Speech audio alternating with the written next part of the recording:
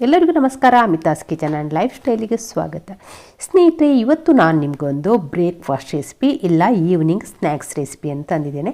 ಹಾಗಾದರೆ ಬನ್ನಿ ಅಮಿತಾಸ್ ಕಿಚನ್ಗೆ ಹೋಗುವ ರೆಸಿಪಿ ನೋಡಿಕೊಂಡು ಬರುವ. ರೆಸಿಪಿ ಇಷ್ಟ ಆದರೆ ಲೈಕ್, ಶೇರ್, ಕಮೆಂಟ್ ಮಾಡಿ. ನಾವೀಗ ಗೇರು ಬೀಜ ಮತ್ತು ದ್ರಾಕ್ಷಿಯನ್ನು ಹುರ್ಕೊಳ್ಬೇಕು. ಅದಕ್ಕೋಸ್ಕರ ಒಂದು ಸ್ವಲ್ಪ ತುಪ್ಪವನ್ನು ಹಾಕಿಕೊಳ್ಳುವ. ಗೇರು ಬೀಜ ಒಂದು ಸ್ವಲ್ಪ ಫ್ರೈ ಆಗಲಿ. ಗೇರು ಬೀಜ ಇಲ್ಲೊಂದು ಸ್ವಲ್ಪ ಕೆಂಪಗಾಗುವಾಗ ಈ ದ್ರಾಕ್ಷಿಯನ್ನು ಕೂಡ ಹಾಕಿಕೊಳ್ಳುವ. ಇವಾಗ ಇಲ್ಲಿ ಗೇರು ಬೀಜ ದ್ರಾಕ್ಷಿ ಎಲ್ಲ ಫ್ರೈ ಆಯಿತು. ಇದನ್ನೀಗ ತೆಗೆಯುವ. ಇಲ್ಲಿ ಇವಾಗ ಅದೇ ಕಡಾಯಿಗೆ ಇಲ್ಲಿ ನೋಡಿ, ಈ ಬೌಲಲ್ಲಿ 1 ಬೌಲ್ನಷ್ಟು ಬಾಂಬೆ ರವೆ ತಗೊಂಡಿದ್ದೇನೆ.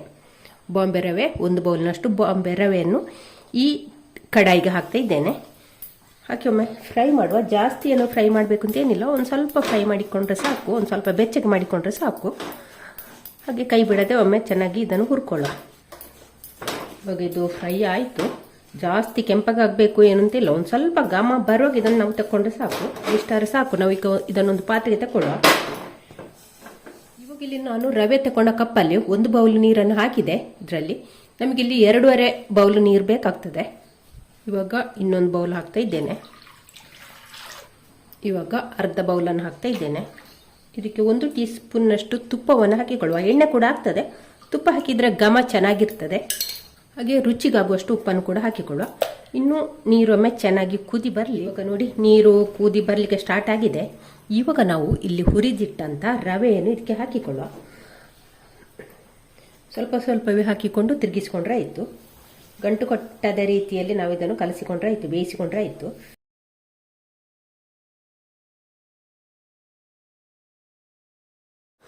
ಬೆಂಕಿಯನ್ನು ಮೀಡಿಯಂ ಫ್ಲೇಮಲ್ಲಿ ಇಟ್ಕೊಂಡು ಬೇಯಿಸಿದ್ರೆ ಆಯಿತು. ಚೆನ್ನಾಗಿ ಒಮ್ಮೆ ಬೇಯಲಿ. ಇಲ್ಲಿ ಆಯಿತು ನೋಡಿ, ಇದು ಈ ರೀತಿ ಆದರೆ ಆಯಿತು. ನೀರು ಸ್ವಲ್ಪ ಜಾಸ್ತಿ ಹಾಕ್ಕೊಳ್ಬೇಕು. ನಾವು ಉಪ್ಪಿಟ್ಟು ಮಾಡುವಷ್ಟು ನೀರಲ್ಲ, ಅದಕ್ಕಿಂತ ಒಂದು ಅರ್ಧ ಲೋಟ ಆದರೂ, ಅರ್ಧ ಬೌಲ್ ಆದರೂ ಜಾಸ್ತಿ ನೀರು ಹಾಕಿಕೊಳ್ಬೇಕು. ನೋಡಿ, ಇದಾಯಿತು. ಇವಾಗ ಇದಕ್ಕೊಂದು ಸ್ವಲ್ಪ ಏಲಕ್ಕಿ ಪೌಡ್ರನ್ನು ಹಾಕ್ತಿದ್ದೇನೆ. ಜಜ್ಜಿಕೊಂಡ ಏಲಕ್ಕಿ ಪೌಡ್ರು ಹಾಕಿ ಒಮ್ಮೆ ಚೆನ್ನಾಗಿ ಮಿಕ್ಸ್ ಮಾಡುವ. ಆಗಿದೆ ನೋಡಿ, ಇಷ್ಟ ಆಗಿದೆ ನೋಡಿ. ಈ ರೀತಿ ಬರಬೇಕು ನೋಡಿ, ಉಂಡೆಗೆ ಹೀಗೆ ಬರಬೇಕು, ಉಂಡೆಗೆ ಹಾಗೆ. ಹಿಟ್ಟು ಇಲ್ಲಿ ಸಾಫ್ಟ್ ಬೇಕು, ತುಂಬ ಗಟ್ಟಿ ಮಾಡಿಕೊಳ್ಬೇಡಿ. ಹಿಟ್ಟು ಸಾಫ್ಟ್ ಬೇಕು, ಆದ ಕಾರಣ ನೀರು ಸ್ವಲ್ಪ ಜಾಸ್ತಿ ಬೇಕಾಗ್ತದೆ. ಸರಿ ಹಾಕ್ಕೊಳ್ಬೇಡಿ. ಇಷ್ಟಾದರೆ ಸಾಕು. ಇವಾಗ ನಾವು ಇದನ್ನು ಸ್ವಲ್ಪ ಹೊತ್ತು ಮುಚ್ಚಿಡುವ. ಸ್ಟವನ್ನು ಆಫ್ ಮಾಡಿದ್ದೇನೆ. ಸ್ವಲ್ಪ ತಣ್ಣಗಾಗಲಿಕ್ಕೆ ಬಿಡುವ ಇದನ್ನು. ಇಲ್ಲಿ ಇವಾಗ ನಾನು ನೇಂದ್ರ ಬಾಳೆಹಣ್ಣು ತಗೊಂಡಿದ್ದೇನೆ. ಇದರಲ್ಲಿ ನೋಡಿ, ಒಳ್ಳೆ ಹಣ್ಣಾಗಿರಬೇಕು, ಆ ರೀತಿಯ ಬಾಳೆಹಣ್ಣು ತಗೊಳ್ಬೇಕು. ಇದರಲ್ಲಿ ನಾನೊಂದು 3 ಹಣ್ಣನ್ನು ಉಪಯೋಗಿಸ್ತಿದ್ದೇನೆ.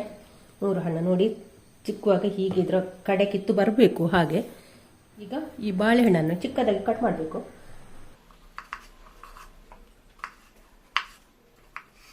ಉದ್ದಕ್ಕೆ 4 ಭಾಗ ಮಾಡಿಕೊಳ್ಳಿ. ಅನಂತರ ಹೀಗೆ ಚಿಕ್ಕದಾಗಿ ಮಾಡಿದ್ರೆ ಆಯಿತು.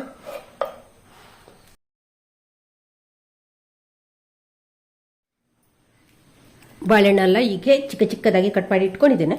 ಇನ್ನು ಇದನ್ನು ನಾವು ಇಲ್ಲೊಂದು ಕಡಾಯಿ ಕಾಯ್ಲಿಕ್ಕೆ ಇಟ್ಟಿದ್ದೇನೆ. ಅದಕ್ಕೊಂದು 2 ಟೀ ಸ್ಪೂನ್ನಷ್ಟು ತುಪ್ಪವನ್ನು ಹಾಕಿಕೊಳ್ಳುವ. 2 ರಿಂದ 3. ಈಗ ಈ ಕಟ್ ಮಾಡಿ ಇಟ್ಟುಕೊಂಡಂಥ ನೇಂದ್ರ ಬಾಳೆಹಣ್ಣಿನ ಪೀಸಸನ್ನು ಇದಕ್ಕೆ ಹಾಕಿಕೊಳ್ಳುವ. ಹಾಕಿದ ನಂತರ ಒಮ್ಮೆ ಚೆನ್ನಾಗಿ ಇದನ್ನು ಫ್ರೈ ಮಾಡುವ. ಕೈ ಬಿಡದೆ ತಿರುಗಿಸ್ಕೊಂಡ್ರೆ ಆಯಿತು. ಚೆನ್ನಾಗಿ ಹಸಿ ವಾಸನೆ ಹೋಗಬೇಕು. ಹಾಗೆ ಬಾಳೆಹಣ್ಣು ಇಲ್ಲಿ ಸ್ವಲ್ಪ ಮೆತ್ತಗಾಗಬೇಕು. ಆ ರೀತಿ ಫ್ರೈ ಮಾಡಿದರೆ ಸಾಕು. ಇಲ್ಲಿ ಬಾಳೆಹಣ್ಣು ನೋಡಿ ಮೆತ್ತಗಾಗ್ತಾ ಬಂತು. ಆವಾಗ ನಾವು ಇದಕ್ಕೆ ತೆಂಗಿನಕಾಯಿ ತುರಿಯನ್ನು ಹಾಕಿಕೊಳ್ಳುವ. ತೆಂಗಿನಕಾಯಿ ತುರಿ ಜಾಸ್ತಿ ಬೇಡ, ಒಂದು ಸ್ವಲ್ಪ ಹದವಾಗಿ. ನೀವು ಮೊದಲೇ ತೆಂಗಿನಕಾಯಿ ತುರಿಯನ್ನು ಫ್ರೈ ಮಾಡಿ ಕೂಡ ಹಾಕಿಕೊಳ್ಬೋದು. ನೋಡಿ, ಈ ಗೆರಟೆಯಲ್ಲಿ 1 ಗೆರಟೆಯಷ್ಟು ತೆಂಗಿನಕಾಯಿ ತುರಿಯನ್ನು ಹಾಕಿಕೊಂಡಿದ್ದೇನೆ. ಹಾಕಿ ಒಮ್ಮೆ ಚೆನ್ನಾಗಿ ಫ್ರೈ ಮಾಡುವ. ಇವಾಗ ಇಲ್ಲಿ ತೆಂಗಿನಕಾಯಿ ಕೂಡ ಹಾಕಿ 1-2 ನಿಮಿಷ ಫ್ರೈ ಮಾಡಿದ್ದೇನೆ. ಇವಾಗ ಇದಕ್ಕೆ ನಾನು ಬೆಲ್ಲವನ್ನು ಹಾಕ್ತಿದ್ದೇನೆ, ಬೆಲ್ಲದ ಜೋನಿ. ನಾನಿಲ್ಲಿ ಮೊದಲೇ ಮಾಡಿ ಇಟ್ಟಿದ್ದೆ ಬೆಲ್ಲದ ಜೋನಿ. ನೀವು ಬೆಲ್ಲವನ್ನು ಹಾಕಿಕೊಳ್ಬೋದು. ಅಂದರೆ ಸ್ವೀಟಲ್ಲಿ ಹೆಚ್ಚು ಕಡಿಮೆ ಮಾಡಿಕೊಳ್ಳಿ. ಜಾಸ್ತಿ ಸ್ವೀಟ್ ಬೇಕು ಅಂತ ಹಾಕಿಕೊಳ್ಬೋದು. ನೀವು ಕೇಳ್ಬೋದು ಬೆಲ್ಲದ ಬದಲಿಗೆ ಸಕ್ಕರೆ ಹಾಕಿಕೊಳ್ಬೋದು. ಸಕ್ಕರೆ ಕೂಡ ಹಾಕಿಕೊಳ್ಬೋದು. ಹೆಲ್ತಿಗೆ ಸಕ್ಕರೆಗಿಂತ ಬೆಲ್ಲವೇ ಒಳ್ಳೆಯದು. ಹಾಗಾಗಿ ಒಂದು ಕಪ್ಪಿನಷ್ಟು ನೀವು ಬೆಲ್ಲದ ಜೋನಿ ಮಾಡೋದಿದ್ರೆ 1 ಕಪ್ಪಿನಷ್ಟು ಬೆಲ್ಲ ತಗೊಂಡ್ರೆ, ಆರ್ಗಾನಿಕ್ ಬೆಲ್ಲ ತಗೊಂಡ್ರೆ 1 ಕಪ್ಪಿನಷ್ಟು ಬೆಲ್ಲದ ಪೌಡ್ರ್ ತಗೊಂಡ್ರೆ ಅದಕ್ಕೊಂದು 2 ಟೇಬಲ್ ಸ್ಪೂನ್ ನೀರನ್ನ ಹಾಕಿ ಕರಗಿಸಿಕೊಂಡ್ರೆ ಸಾಕು. ಅಂದರೆ ನಾವು ಅದನ್ನು ಸೋಸಿಕೊಳ್ಬೇಕು ಅಂತಿಲ್ಲ. ಬಾಕಿ ಮಾಮೂಲು ಬೆಲ್ಲ ತಗೊಂಡು ಉಂಟಲ್ಲ, ಅದಕ್ಕೆ ಒಂದು ಕಪ್ಪಿನಷ್ಟು ಬೆಲ್ಲವನ್ನು ಫಸ್ಟಿಗೆ ಪುಡಿ ಮಾಡಿ ಇಟ್ಕೊಳ್ಳಿ. ನಂತರ ಒಂದು 2 ಟೇಬಲ್ ಸ್ಪೂನಷ್ಟು ನೀರನ್ನು ಹಾಕಿ ಕುದಿಸಿ ಸೋಸಿ ಇಟ್ಟುಕೊಂಡ್ರೆ ನಿಮಗೆ ಫ್ರಿಜ್ಜಲ್ಲೆಲ್ಲ ಇಟ್ಟುಕೊಂಡ್ರೆ ಬೇಕಾದಾಗ ಬೆಲ್ಲದ ಜೋನಿಯನ್ನು ಉಪಯೋಗಿಸ್ಕೊಳ್ಬೋದು. ನಾನಿದು ಅದೇ ರೀತಿ ಮಾಡಿ ಇಟ್ಟುಕೊಂಡಂಥದ್ದು. ಇಲ್ಲಿ ಆಯಿತು, ನಾನು ಸ್ಟವ್ ಆಫ್ ಮಾಡಿದ್ದೇನೆ. ಇವಾಗ ಇದಕ್ಕೆ ಏಲಕ್ಕಿ ಪೌಡರನ್ನು ಕೂಡ ಹಾಕ್ತಾ ಇದ್ದೇನೆ. ಇಲ್ಲಿ ಗೇರು ಬೀಜವನ್ನು ಹುರಿದಂತೆ ಗೇರು ಬೀಜವನ್ನು ಚಿಕ್ಕ ಚಿಕ್ಕ ಪೀಸಸ್ ಆಗಿ ಮಾಡಿ ಇಟ್ಟುಕೊಂಡಿದ್ದೇನೆ. ಗೇರು ಬೀಜ ತುಂಡು ಮತ್ತು ಈ ದ್ರಾಕ್ಷಿಯನ್ನು ಕೂಡ ಇದಕ್ಕೆ ಹಾಕಿ ಒಮ್ಮೆ ಚೆನ್ನಾಗಿ ಮಿಕ್ಸ್ ಮಾಡುವ. ಒಂದಕ್ಕೊಂದು ಬೆರೆಯುವ ಹಾಗೆ ಮಿಕ್ಸ್ ಮಾಡೋ. ಸ್ವಲ್ಪ ತಣ್ಣಗಾದ ನಂತರ ಒಂದು ಸ್ವಲ್ಪ ಗಟ್ಟಿ ಆಗ್ತದೆ ಇದು. ಈ ರೀತಿ ಮಾಡಿ ಇಟ್ಕೊಂಡಿದ್ದೇನೆ. ಇನ್ನು ಇದನ್ನು ನಾವು ಪೂರ್ತಿ ತಣ್ಣಗಾಗಲಿಕ್ಕೆ ಬಿಡುವ. ಇಲ್ಲಿ ಮೇಲಿನ ಒಂದು ಸ್ವಲ್ಪ ತುಪ್ಪ ಅಥವಾ ಎಣ್ಣೆಯನ್ನು ಹಾಕಿಕೊಳ್ಳುವ. ಅಂದರೆ ಕೈಗೆ ಒಮ್ಮೆ ನಾದಿಕೊಳ್ಬೇಕು ಇದನ್ನು ಚೆನ್ನಾಗಿ. ಒಮ್ಮೆ ಚೆನ್ನಾಗಿ ಇದನ್ನು ಹಿಟ್ಟನ್ನು ನಾದಿಕೊಳ್ಳುವ. ನಾನಿಲ್ಲಿ ಒಂದು ದೊಡ್ಡ ಬಟ್ಟಲಿಗೆ ಹಾಕ್ತಾ ಇದ್ದೇನೆ. ಸ್ವಲ್ಪ ಬಟ್ಟಲಿಗೆ ತುಪ್ಪವನ್ನು ಸವರಿಸಿದೆ. ಇದನ್ನೀಗ ಇದಕ್ಕೆ ಹಾಕಿಕೊಳ್ಳುವ.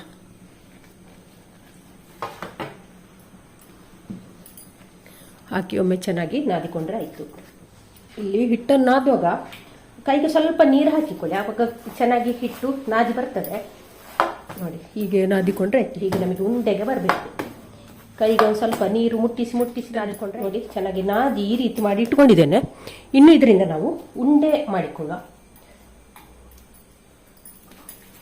ಹೀಗೆ ರೌಂಡಿಗೆ ಉಂಡೆ ಮಾಡಿ ಇಟ್ಟುಕೊಳ್ಳುವ. ಹೀಗೆ ಈ ರೀತಿಯಲ್ಲಿ ಎಲ್ಲವನ್ನು ಕೂಡ ಫಸ್ಟಿಗೆ ಉಂಡೆ ಮಾಡಿ ಇಟ್ಟುಕೊಳ್ಳುವ. ಕೈಗೆ ಒಂದು ಸ್ವಲ್ಪ ನೀರು ಹಾಕಿಕೊಂಡು ಉಂಡೆ ಮಾಡಿಟ್ರೆ ಫಸ್ಟಿಗೆ ಉಂಡೆ ತಗೊಳ್ಳಿ. ಕೈಗೆ ಒಂದು ಸ್ವಲ್ಪ ನೀರು ಹಾಕಿ ಮತ್ತು ಕೈಯಲ್ಲಿ ಒಂದು ಸ್ವಲ್ಪ ಚಪ್ಪಟೆ ಮಾಡಿ ಎಲ್ಲವನ್ನು ಕೂಡ ಫಸ್ಟಿಗೆ ಹೀಗೆ ಮಾಡಿ ಇಟ್ಟುಕೊಳ್ಳುವ. ಅನಂತರ ನಾನು ಹೇಳ್ತೇನೆ ಎಂತ ಮಾಡಬೇಕು ಅಂತ. ಇಲ್ಲಿ ಈ ರೀತಿ ಎಲ್ಲ ಮಾಡಿ ಇಟ್ಟಿದ್ದೇನೆ. ಇದನ್ನು ಇನ್ನು ನಾವು ಇಲ್ಲಿ ನಮ್ಮ ಹೂರಣ ಕೂಡ ಪೂರ್ತಿ ತಣ್ಣಗಾಗಿದೆ. ಒಮ್ಮೆ ಚೆನ್ನಾಗಿ ಫಸ್ಟಿಗೆ ಮಿಕ್ಸ್ ಮಾಡಿಕೊಳ್ಳುವ. ಮಿಕ್ಸ್ ಮಾಡಿ ಇದನ್ನು ಒಂದು ಸ್ವಲ್ಪ ಹೀಗೆ ಈಗ ಸ್ವಲ್ಪ ಉಂಡೆನೆಲ್ಲ ಈ ರೀತಿ ಮಾಡಿ ಇಟ್ಟುಕೊಂಡಿದ್ದೇನೆ. ಇನ್ನು ಇದನ್ನು ನಾವು ಇಲ್ಲಿ ನೋಡಿ ಹಿಟ್ಟನ್ನು ತಗೊಂಡು ಸ್ವಲ್ಪ ಚಪಾಟೆ ಮಾಡಿಕೊಳ್ಳುವ. ಇಲ್ಲಿ ನೋಡಿ ಈ ರೀತಿ ಮಾಡಿಕೊಳ್ಬೇಕು ಫಸ್ಟಿಗೆ. ಈಗ ಸ್ವಲ್ಪ ಅನಂತರ ನಾವಿಲ್ಲಿ ಈ ಹೂರಣವನ್ನು ಇದಕ್ಕೆ ಹಾಕಿಕೊಂಡ್ರೆ ಆಯಿತು. ಹೀಗೆ ಹಾಕಿ ಇದನ್ನು ಹೀಗೆ ಇಲ್ಲಿ ಕವರ್ ಮಾಡಿದರೆ ಆಯಿತು.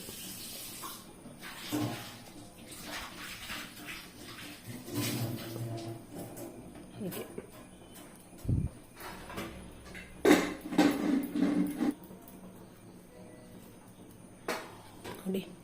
ನೋಡಿ ಎಲ್ಲವನ್ನು ಈ ರೀತಿ ಮಾಡಿದರೆ ಆಯ್ತು. ನೋಡಿ ಈ ರೀತಿ ಎಲ್ಲವನ್ನು ಮಾಡಿ ಇಟ್ಟುಕೊಳ್ಳುವ.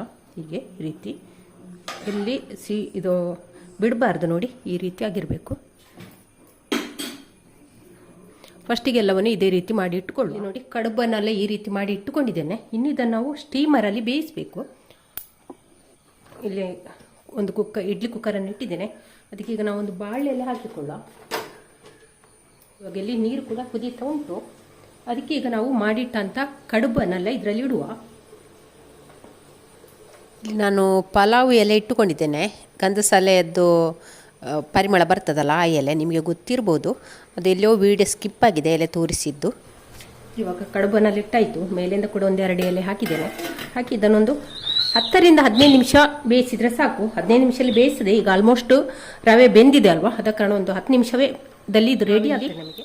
ನಾವು ಅಲ್ಲಿ ಕಡುಬು ಬೇಯುವಷ್ಟರೊಳಗೆ ಇಲ್ಲಿ ನಾನು 1 ಕಪ್ಪಿನಷ್ಟು ತೆಂಗಿನಕಾಯಿ ತುರಿ ತಗೊಂಡಿದ್ದೇನೆ.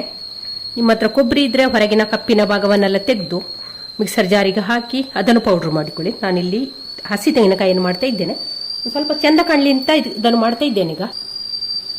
ಇವಾಗ ಇದನ್ನು ಮುಚ್ಚಳ ಮುಚ್ಚಿ ಒಂದು ಸ್ವಲ್ಪ ಪೌಡ್ರ್ ಮಾಡಿಕೊಂಡು ಬರುವ. ಇಲ್ಲಿ ನೋಡಿ ಪೌಡ್ರ್ ಮಾಡಿಕೊಂಡಿದ್ದೇನೆ. ಈ ರೀತಿ ಮಾಡಿಕೊಂಡಿದ್ದೇನೆ. ನೋಡಿ ತರಿ ಉಂಟು ಈ ರೀತಿ. ಹೀಗೆ ಇದನ್ನೀಗ ಒಂದು ಪ್ಲೇಟಿಗೆ ಹಾಕಿಕೊಳ್ಳುವ.